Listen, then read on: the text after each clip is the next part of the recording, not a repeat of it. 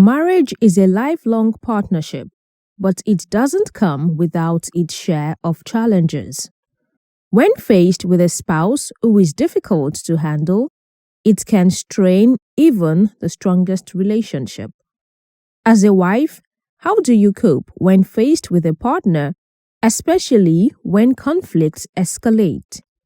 The News Agency of Nigeria, NAN, spoke with some clerics who shared spiritual and practical strategies on how to approach such situations. Go on your nails, present that man before God.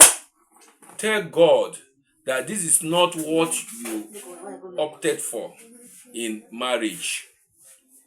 Tell God that this is not his divine purpose for you when he created you to come on earth. Another thing you do is to study the man's character, know what he likes and what he dislikes. Where two wise persons comes into marriage, there will be no peace in that house. In any home you come and you see there's peace and see peace dwelling in that home, it is neither the woman is the one taking the stroke or the man taking the stroke. What do I mean by stroke? I mean it's not the man is the fool in that marriage or the man is the fool. Where two couples are wise and none of them want to mellow down for each other, that is where difficulties comes about. To me, I believe nobody is really difficult.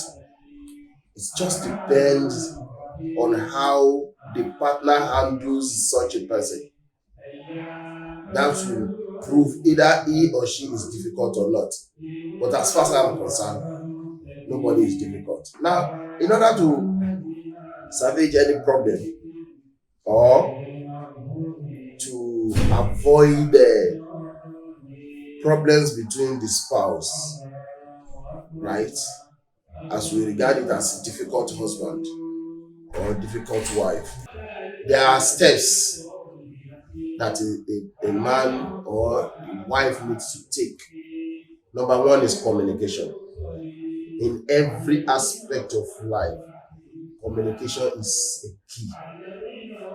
If you are a leader, you need to communicate with your followers.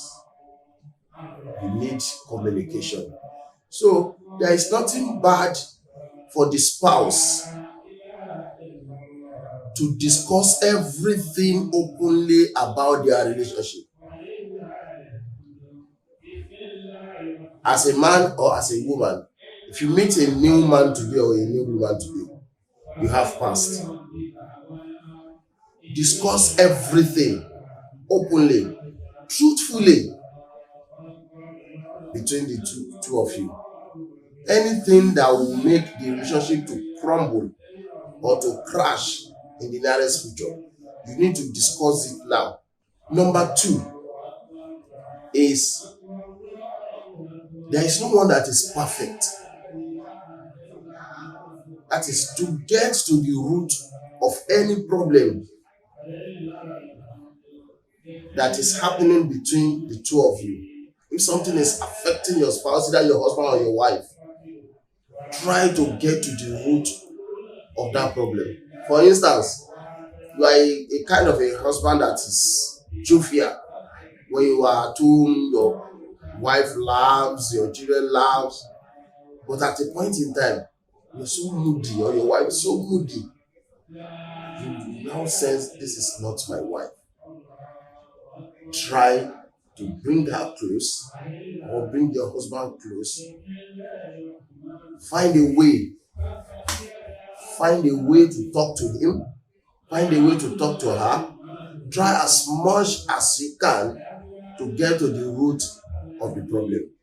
Okay. Then, by so doing, you will resolve the problem. Pray for divine guidance and strength. That is, seek God's wisdom and guidance through prayer and ask for strength to navigate the situation. Number 2, communicate with love and respect.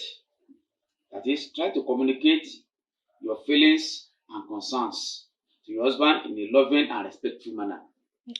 Number 3, set boundaries. Establish clear boundaries to protect your emotional and mental well-being. Number 4, seek support. Reach out to trusted friends, family, or Christian counselor for emotional support and guidance. Number 5, focus on what you can control. Instead of trying to change your husband, focus on what you can control, such as your own reaction and responses. Number 6, practice forgiveness. Forgiveness is a process, as you know, and it may take time. Try to forgive your husband for any hurt or pain he may have caused. Number 7, seek help if necessary. Underline that word. Seek help if necessary. If the situation is abusive or toxic, prioritize your safety and seek help from a trusted source. Number 8, reflect on biblical teachings. Seek guidance from biblical teachings on marriage, love, and relationship, such as Ephesians chapter 5, verse 22 to 3, and 1 Peter 3, 1 to 7. Number 9, take care of yourself. Make time for self-care and prioritize your physical, emotional, and spiritual well-being.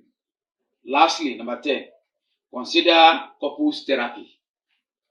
If both spouses are willing, consider seeking for help of a Christian couples therapist to work through issues together. By and large, remember that every situation is unique, and what works for one person may not work for another. Always prioritize your safety and well-being. God bless you.